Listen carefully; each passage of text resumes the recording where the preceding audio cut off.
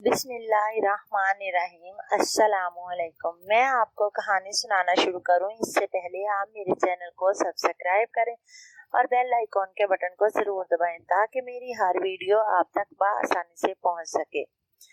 अहमद को मोहब्बत पर बिल्कुल भी यकीन ना था। वो किसी की मोहब्बत को सच ना मानता था। वो सोचता था कि ये सब बातें झूठ है, ये सिर्फ और सिर्फ फरेब है, ये लड़के और लड़कियों के एक ड्रामा है। इसलिए वो मोहब्बत पर बिल्कुल भी यकीन ना रखता था।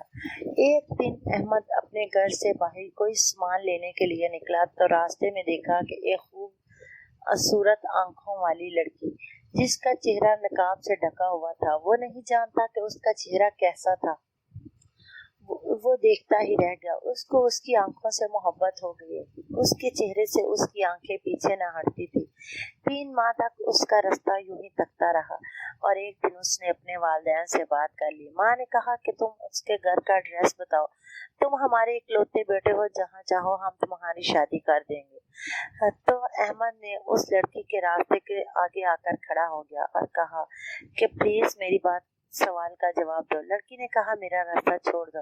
कहने लगा नहीं, मैं तुम्हारा नाम नहीं पूछना चाहता, सिर्फ ये पूछना चाहता हूँ क्या तुम मेरी शरीके हयात बनना पसंद करोगी। लड़की ने कहा ये फैसला मेरे माँ बाप का है। कहने लगा मैं भी तुम्हें तंग नहीं करना चाहता क्योंकि मैं तुम्हें अपने शरीके हयात बनाना चाहता हूँ। मैं सिर्फ तुम्हारे घर का एड्रेस पता करने आया हूँ। तो लड़की ने अपना एड्रेस बताया और अपने वालिद का नाम। अगले दिन उसके माँ बाप उसका रिश्ता लेकर चले गए।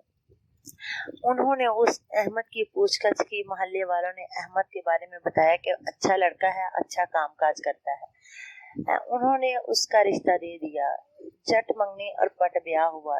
1 माह के अंदर अहमद अपनी दुल्हन को ब्याह कर अपने घर में ले आया और अपनी पसंद और अपने माँ बाप की पसंद भी बन गई। इसलिए जरूरी नहीं कि पसंद की शादी गलत ही हो। आज वो दोनों मियाँ बीवी बहुत खुशहाल जिंदगी गुजार रहे हैं और अपना वक्त भी अच्छा गुजार रहे हैं। एक दूसरे को बात को समझते हैं और खूब अच्छी जिंदगी गुजार रहे हैं। मेरी कहानी सुनने का शुक्रिया। मिलेंगे नई कहानी में नए सबक के साथ। अल्लाह हाफ़िज़।